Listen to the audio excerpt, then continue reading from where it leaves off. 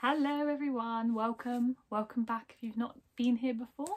My name is Amy and this is Amy's Bookshelf.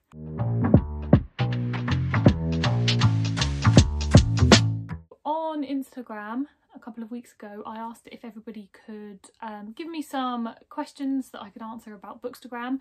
I've been running my Bookstagram account now for I think 5 years. It was just after I finished university that I set it up, mainly as a way to promote my blog, and then it's just kind of snowballed into its own thing, and now it's like my biggest platform and the thing that I spend most of my time on. So yeah, I thought it would be fun to answer some questions, and yeah, if you have any follow-up questions from this, feel free to ask me in the comments, or I can always do a second one if you want to hear more. So I have all of the questions on my laptop, so yeah, we'll just go through them, and I'll do my best to yeah, give you as much detail as possible along the way. So first up, we have, do you sometimes feel pressured to post? I feel like that's a good first question actually. So I last year in 2021, oh my god, I nearly forgot the year, I posted every single day, which I'd never done before, and it started off actually organically because my engagement was really high, and I figured I may as well just run with that, and if you know more people were finding me and my posts were doing well, then I could just post a little bit more, and yeah, then reach more people. And then after a little while of doing that, I just kind of got into the habit of it, and honestly, I know it sounds a bit ridiculous, but I just don't find it that hard to post every day, and I very rarely am in a position where I'm like panicking because I'm like, oh my god, I've got nothing to post, what am I going to post? Because I always have something. I like when I go into bookshops, I take, you know, just pictures of the shelves in there, and then I always have kind of like backup posts, and I also like sometimes recycle my posts, and I don't know if I'm going to answer this later on, but if you are starting a Bookstagram or like looking for Bookstagram tips, one thing I will say is don't be afraid to recycle your content, because chances are you'll post a picture and people will love it and you'll get some engagement and you can chat about it, and then 6 months later those people have either forgotten about it or a load of new people will be following you and won't have seen that picture. So, you know, recycle it. You spent time and effort on that post, there's no reason you can't post it twice. So going back to the actual question, do I feel pressured to post? I think mostly no, because I enjoy it genuinely. It doesn't feel stressful, and if I don't have anything to post, I just won't post. And so this year, 2022, I have gone a few days of not posting because I just didn't have anything to say. So, you know, there's no point in forcing it if you don't want to. So yeah, generally I don't feel a pressure to post, and I've just, over the 5 years I've been doing it, I've just got into such a habit of creating content that it's just my everyday.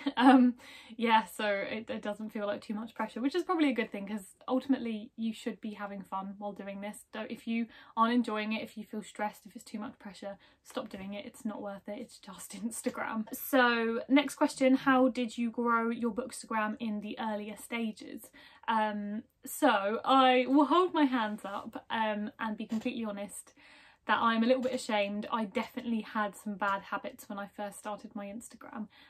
So 5 years ago when I first started posting, in the first year I had it, I gained about 1,000 followers, and I, yeah, definitely did some bad things. I did the follow unfollow.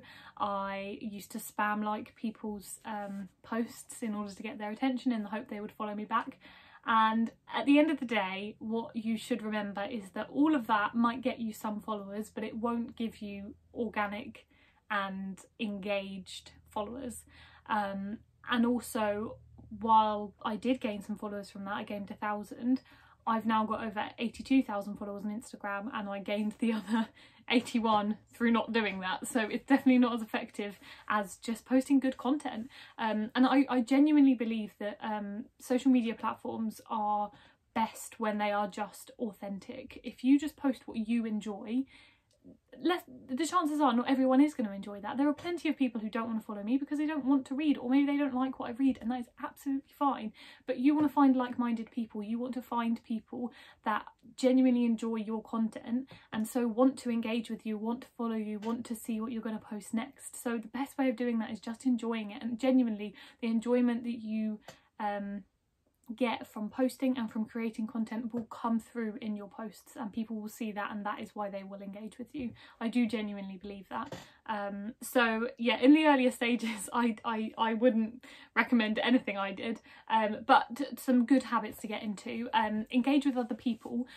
Obviously there are loads of rumours about what the algorithm on Instagram rewards you for, and one of those things is engaging with other people. Now that could be true, I really don't know. I don't like to speculate about the algorithm because I just think it's a waste of time, but engaging with other people will not only get their attention, because maybe they've not seen your account, and if they see you in the comments they might then check out your account, and obviously that's a great way to find new people, but also you then build genuine relationships with people, and I think that's also important. I've made loads of friends on Bookstagram that are now friends in real life, and they are really supportive of my account and I'm supportive of their accounts, and that's why, you know, that is the kind of the starting point for building a really engaged community.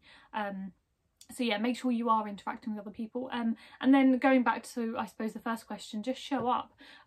Don't force yourself to post, but if you can be in a position where you are able to post frequently, then do that, because social media is very fickle, and within 24 hours of you posting something you'll probably be forgotten and the new thing will replace you. I don't know, that sounds bad, but it is just what it is. So if you can show up frequently, whether that's once a week or even once a day, then yeah, that is what people will enjoy, because you know you're constantly giving them new content, giving them new things to read, giving them new recommendations, things to talk about, etc, etc. So try and show up as much as you can, but like I said before, don't force yourself to do it. If you are not enjoying it, don't waste your time. It's not worth it. It really isn't. And if I ever got into a position where I wasn't enjoying anymore, I would just stop, because yeah, like I said, it's not worth it.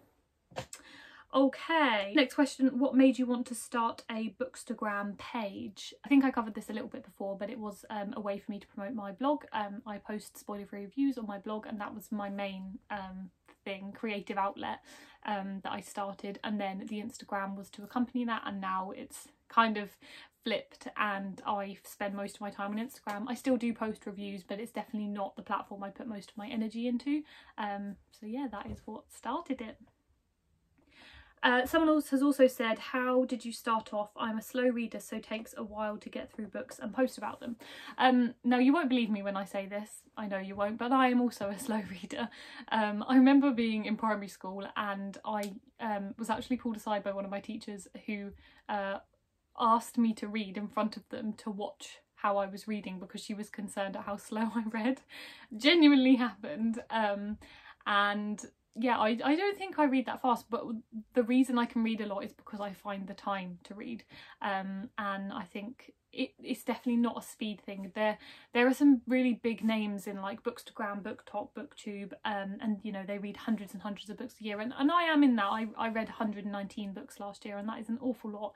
But I also know really successful Bookstagrammers, and they read 30, 40 books a year. It's definitely not about quantity, and also because what I mainly post about aren't just new reviews every day. I'll be posting about old books, about favourites, about here's a list of thrillers you should read, here's 5 romances you should read, you know, find old books or anticipated books. Here's 5 books I'm really looking forward to reading this year. So it's not all about what you're currently reading and what you have read. And again, if you feel this pressure to read a lot because you want to create new content for your platforms, I don't think that's very healthy, because you will get yourself into a position where you feel too pressured to hit certain numbers to be posting about certain things, and that's just not very healthy. So don't worry about being a slow reader, just find other things to post about, and yeah, like I said, just capitalise on other things rather than your current reads. Someone has also said, do you think owning lots of books is essential for Bookstagram? Now, as you can see, I do own a lot of books. I'm in a very fortunate position where myself and my partner bought a house a couple of years ago, and we have a room that I can literally keep my books in. But before we lived here, I didn't own this many books because we didn't have the space for them, so I used to donate them a lot more frequently and just also be a bit more constrained when it came to buying books. However, now that I have the space, I tend to go a little bit crazy with the book buying. But I don't think it is essential. I know a lot of people that only use libraries, for example, so they only have books obviously for a certain amount of time before they have to give them back. And also I think if you have friends that read, then, you know, take advantage of getting their books. I have a whole pile down here. This here is a pile of books from two of my lovely friends, Jazz and Ben, and they are, yeah, books I've borrowed from them. I keep them in this pile so that I can remember they're not my books, because I will forget, especially because Jazz and I lived together for a while, and we did struggle when we moved out to work out whose books were whose. You can go check out Jazz's channel, she's over at Travels in Fiction. But yeah, take advantage of borrowing other people's books. I think it's brilliant that I can lend other people books and make them happy by, you know, reading them, and I love when I lend someone a book and they really enjoy it. I love that feeling. So you don't have to own the books, and like I said, take advantage of your libraries. You can you know, have a Kindle. I've got, you know, 70 books on here, and a lot of them I buy for like 99p, or you can get free ones if you sign up for certain things, and obviously that's just a Kindle and that holds unlimited books on it. So you definitely don't need the space, and you definitely don't need to worry about having too many. I think that books make really good props, but again, I don't think it's something you necessarily need to have a lot of money in order to have. So for example, if you're looking for Bookstagram props or things just to have in your photos, then maybe go to a really cheap charity shop and buy a couple of books for 50p, and then you can use them, even if you don't want to read them, use them as your accessories, you know, like have open books in the background. Or I know people that rip out pages of books and use them as accessories. That's absolutely fine. I've got nothing wrong with destroying books as long as you're enjoying yourself, you know, that's fine. And yeah, I don't think it is essential, and I know it feels a bit hypocritical me saying this sat in front of all these books, but I do genuinely believe that's true, and I had this account, my Bookstagram account, before I owned this many books, so yeah, I do believe that is true. Someone has said, how do you plan your content? Do you have a schedule you use? Yeah, so I try and plan a little bit in advance. I use an app called which is like a planning app, and it basically shows you your Instagram grid, and then you can place the ones that you're going to post above it, because I do sort of look at the overall feel of my grid, and I try and not post similar posts too close together. I like having a very varied feed, so yeah, I'll try and change it up a bit, and that's where that planning app is really helpful. There are loads of different planning apps, so like I said, I use there's one called Plananoy, I think, and there's genuinely, I think Buffer have one, there's loads, so yeah, go check out one of them, and they're free as well, those apps, so yeah, you don't have to pay for them. And then in terms of like planning content, like I alluded to before, I have a lot of like backup posts. So they're posts that I don't necessarily love, but they're good to post if I want to post but haven't planned anything in advance. So they'll be like my backup ones. And then other than that, I just try and take advantage of any time that I do get. So for example, the light today is amazing, sun's out, and so because the light's really good, I will try and take maybe 3 or 4 photos today, and maybe a couple of reels, and that will see me through the week. I do have a 9 to 5 that I do Monday to Friday, so I can't really do much during the week, and obviously by the time the evenings come around, the light's gone, so there's not really much I can do Monday to Friday. But yeah, so at the weekends I try and take advantage of any good light that we do get and just take as much as I can. And I've mentioned this to people before when they've asked me for tips, but also don't be afraid to what if you have a setup that you really like, so maybe you've made a really nice flat lay that you're really proud of, that you really like, then take that flat lay with a certain book and then swap out the book and put another one in, and then as long as you're not posting those right next to each other, people won't even realise it's the same flat lay, honestly. You know, post the first one, then maybe a couple of months later post the second one, and you know, people won't even they won't even know you've halved the work for yourself. So yeah, just be a bit clever about it. What's the phrase? Work smarter, not harder. And similarly, I've had I'll try and put some examples here, but I've had posts where I've like stacked up a load of books up against a wall, and I've taken a picture of it. It looks great, but to put all those books up against the wall was quite a lot of effort, so I took another picture from a different angle, and it's exactly the same setup, but I've just taken them from a different angle, and then I've got 2 shots to post. So again, working smarter, not harder.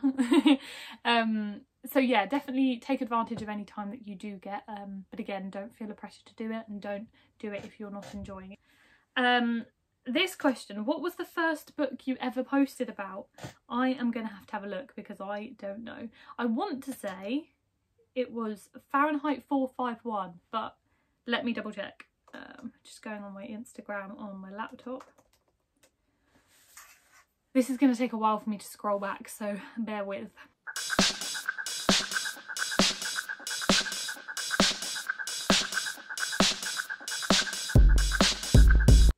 Oh my god, I'm literally only in December 2020.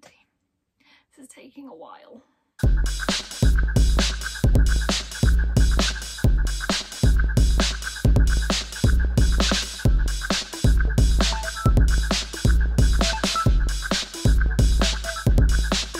Okay, I got there. So, I was wrong, it wasn't Fahrenheit 451, although it is in the picture. So my first ever post, the caption was... Oh, there was no caption. Why am I posting with no caption? No, that can't be right. I think the caption's been taken off. But it was a post to promote a blog post called Why Do These Two Genres Go Hand in Hand? And it was basically about how dystopian novels are often young adult rather than adult. And it was basically just my musings on that. So I'll link it below. I posted it 5 years ago, so I can't promise that the writing will be very good. But yeah, that was my first ever post. And it was a picture of 3 books. The Handmaid's Tale by Margaret Atwood, Delirium by Lauren Olivia, I think, and Ray Bradbury's Fahrenheit 451. And then the picture next on my feed is Sebastian Faulks's Birdsong, which used to be one of my favourite books and isn't anymore. So yeah, they were the first pictures I posted, and that was 5 years ago. Mad. Yeah. Okay, next question. When do you find the best time to post is? Yeah, I don't have an answer to this. I really don't. Like I said before, there is no point in trying to work out the algorithm or work out when you should post or how you should post or what you should post, or, you know, if you sit there you will spiral and it will give you a headache trying to think about it, because I just really don't think there is an answer. Obviously my followers aren't all in my time zone, so I could be sat there posting at 6:30 thinking, oh yeah, this is great, everyone's just finished work and they can then sit on their phone for a bit and then they'll see my post. But that's just not true, because a lot of people seeing it aren't even in that same time zone. A lot of people won't be working 9 to 5, so they won't see it after work like I thought. So yeah, there is no point. I would say post when it's convenient. Maybe don't post in the middle of the night, because that probably won't help. But I think consistency is probably, if anything, better than trying to find a specific time. So find a time that works for you. During the week, Monday to Friday, I often post between 5 and half 6 p.m. And I think if you consistently post at the same time, your followers know when to expect your content, which I think is probably good for them, because if they are really into what you're posting and really are excited for your next post, then they'll know when it's going to appear on their feed. So I'd be inclined to say that's a good idea, but otherwise there just isn't an answer to that question. I'm really sorry. Well, there's not an answer I know anyway, because I've never found anything to work particularly well. Sometimes I'll post at a certain time, it'll be great, and the next day I'll post at exactly the same time, and then, you know, absolutely flops. So I don't think there is an answer to that question. The next question, how do you plan the books you read? So if you follow me on Instagram, you will know this, but I set a monthly TBR for myself. Sometimes that'll have a theme. So February, this month, I did romance books. Next month, so March, probably by the time I post this video it will be March, but my theme is books that I've borrowed from my friends or my friends have given me that I haven't read yet. So there will mainly be books from Jazz from Travels and Fiction, her partner Ben, Hells from the Hells Project, and Kate from Catherine Anne. All 4 of them have lent me books that I haven't read yet, or given me books that I haven't read yet, and so I really want to make an effort to actually read them. So that's kind of my theme for March. So I personally like setting a monthly TBR because I think it's kind of good to have a goal to work towards. However, that does not work for everybody. If you are not a TBR person, don't even worry about it. Just read what you want to read. I know a lot of mood readers. Jazz is a mood reader. She actually did a video a couple of months ago about having a TBR that's not a TBR. I'll link that here so you can watch it. So yeah, do what works for you, and if giving yourself a TBR puts too much pressure on it, then don't worry about it. But yeah, for me personally, I like having kind of a set list of books. Normally it'd be between about 6 and 10, and I normally don't read all of them. But yeah, that would just give me a good pool of books to pick from, and then I'll try and read them all by the end of the month, but like I say, it normally doesn't happen. So this question, how not to get in your head. So this is definitely something I struggled with. When Instagram stories were first launched, I remember thinking, oh, I'm not going to do that. I can't, I can't talk to people. I can't be an influencer. I hadn't really exposed to myself personally on my grid at all. Even my grid now, my face won't really appear often on my grid because I prefer to separate my personal life from Bookstagram. I don't really talk about anything that's not books, with the exception of some silly things. I talk about plants or Christmas or films, but I don't really talk about my personal life much because I'm not really interested in having that in the public space. So when Instagram stories were first launched, I didn't really think I would be up for talking, but I saw other people doing it, and it was actually I'd got an ad. I'd worked with a company and they specifically requested for me to talk in the stories, and I remember being so nervous for it, and I'd written out a script for myself so I could put it behind the phone so I could read the script, because I get a lot of anxiety public speaking anyway. And even now I get really anxious when I post on my stories because yeah, that's just me. I am an anxious being. But yeah, the more you do it, the easier it gets. And I definitely get in my head about a lot of things, with content, with speaking, with any of it. But I do think the more you do something, the easier it gets. And that goes for so many things. Like when you learn to drive, that seems impossibly difficult, but I do it every day now and I don't even think about it. And it's exactly the same thing. If you want to be comfortable doing something, just do it. Just force yourself to do it more, and it will get to a point where it's almost boring. That's how much you've done it, and I do think that's a good approach to that kind of thing. But otherwise, I can't say that I'd be very good at giving out advice about not getting in your own head, because I'm always in my own head. So yeah, not sure I'm the best person to ask for that. But yeah, I think my piece of advice for that would be force yourself to do something if you're not comfortable with it, and hopefully eventually you will be comfortable. How do you get out of a reading slump? This is a really interesting question. I think everybody has a lot of different techniques for this. My first tip would be, don't panic too much. If you don't fancy reading, maybe don't do it for a while. I definitely go through days where I'm not in the mood to read, and I do a lot of craft, so I'll pick up like one of my knitting projects or crochet projects or embroidery, and I'll just do that for a little bit, because it's kind of nice that you can do that in front of the telly, so I can spend time with my partner, and we can just do that for a few evenings and I won't read. So don't immediately force yourself back into it if you're not going to enjoy it. Next tip will be reread something you know that you're going to enjoy. I've definitely been through phases where I read book after book after book that I just don't like, and it's no surprise that your brain is like, why are you reading? This is horrible. So if you reread something familiar that you know that you're going to enjoy, then hopefully that might trigger your brain to get back in the mood for it, because reading a good book is like the best motivation to carry on reading, because you just get excited for it. So yeah, and similarly, find something fast or light-hearted or easy, something that your brain isn't going to feel too bogged down trying to read. I think if you pick up like a heavy classic, it's probably not going to be the one that gets you motivated to read again. So yeah, like a fast-paced thriller or like a light-hearted romance, something like that will just be easy for you to get through. Yeah, it's probably my other tip. Would you ever do an in-person book club? So I run a book club online called Amy's Book Club. I'll put the link in my description so you can have a look and join if you would like. We chat about a book every month, and it's chosen by my members, and yeah, it's just, we have a Facebook group, and it's just a nice space to chat about books, about what we're reading, and enjoy bookish discussions.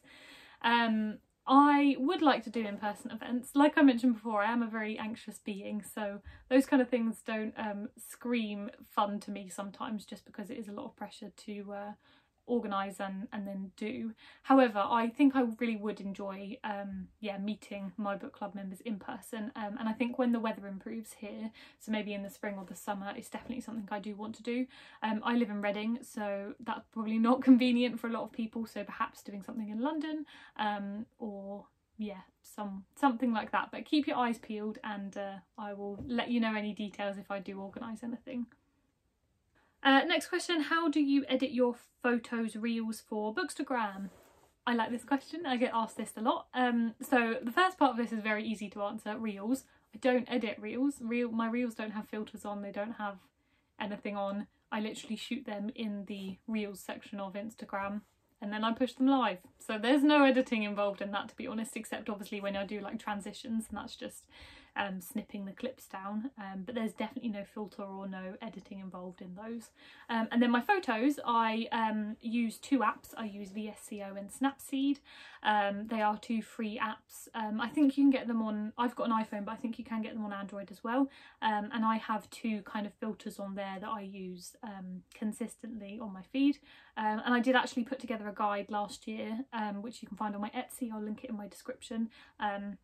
It's about a £5, but it will step by step in detail go through everything I do to edit my photos. So if you are looking for a similar theme to me, a similar vibe, then yeah, go get that, and then it will literally tell you exactly what I do, and you feel free to copy me if you want. I think what's important, and I try and say this in the guide, is not to focus on the filters too much. I enjoy using filters because I like it to look consistent, although it's definitely not a necessity on Instagram. But yeah, I think what is important when you're editing is to focus on the picture itself rather than the filter. And what I mean by that is, if you just shove a filter on top of every single photo that you use, yes, it will look consistent, but the photos won't necessarily look their best.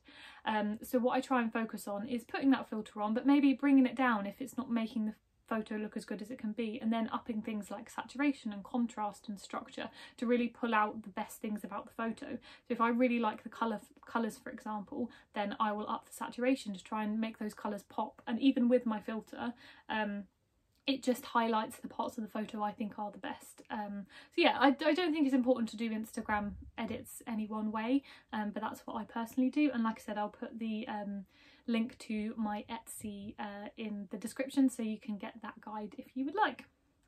This question, do you plan for it to be a certain percentage of your income going forward or now? This is a very interesting question. I really enjoy discussing Bookstagram and money, so if you ever want to chat about that, then let me know, because I'm always here to talk about it. So I don't hide the fact that I make money from Instagram. Like I said, I have a 9-to-5 job. It's not my main source of income, and it's not any kind of income that I rely on, because I'm in a very fortunate position to have a well-paid job already, so I don't need the money from Instagram. However, it is nice to make the money, because if I'm going to work with companies and with brands who want me to make content for my page to promote something of theirs, then I feel it's important that I am paid for my time. I've spent 5 years curating my feed, curating my platforms, and creating a space for my community to be engaged in my content, and I don't think it's fair that any company expects anybody who's done that to do that work for free. So yeah, you should definitely be paid for your work, and if you are starting out on Bookstagram and you are thinking that you want to get paid, then stand your ground and make sure you are paid what you're worth, because just don't do work for free. You wouldn't do it in any other space, so why do it here? So in terms of a certain percentage of my income, I don't have any sort of goals. I up my pricing depending on how well my Instagram is doing, basically. So if I gain more followers, then I might up my prices to reflect that, but generally there's no like set structure. I think it's more important that you're paid what you feel you are worth, and if you know that content, for example, is going to be easy or going to be not take much of your time, then maybe you can price it lower, but if you think something's going to be particularly complicated, then yeah, push back and say that you need to be paid more for what it's worth.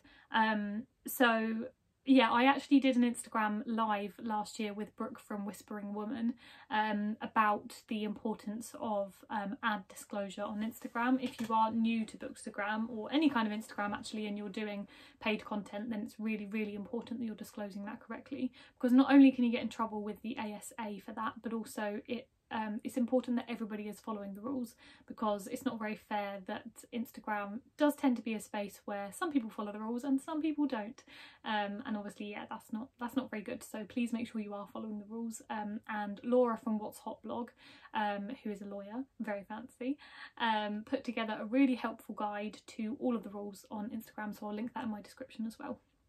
But yeah, in terms of a certain percentage of my income, yeah, like I said, I don't need it to be a certain percentage.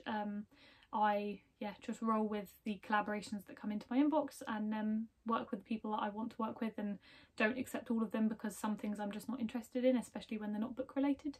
But yeah, if you have any more questions about ads or money or anything like that, though, please do let me know. Like I said, I'm happy to discuss it, so yeah, always there to talk about that if you want to. Okay, this question, how to write good book reviews. This is a very interesting question, actually. I'm not sure I do write good book reviews. I tend to just write whatever comes into my head, and then just post it. I did an English literature and language degree, so I do have a little bit of background in terms of like analysing books and understanding, yeah, the thoughts and intentions, I suppose, behind why the author did certain things. I don't really use it particularly in my posts. I try and make my posts very every day, in that I don't make them convoluted for the sake of, you know, using long words.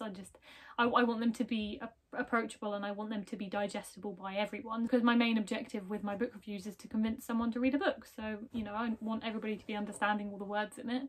That being said, I do sometimes like using some long words if I feel they are appropriate, but I think with book reviews, the important thing is to keep them relatively short. You don't want to be writing an essay about something, and just make sure that you sum up well at the end. So I tend to have a structure to my book reviews. The first paragraph will be, in my own words, a synopsis of the book.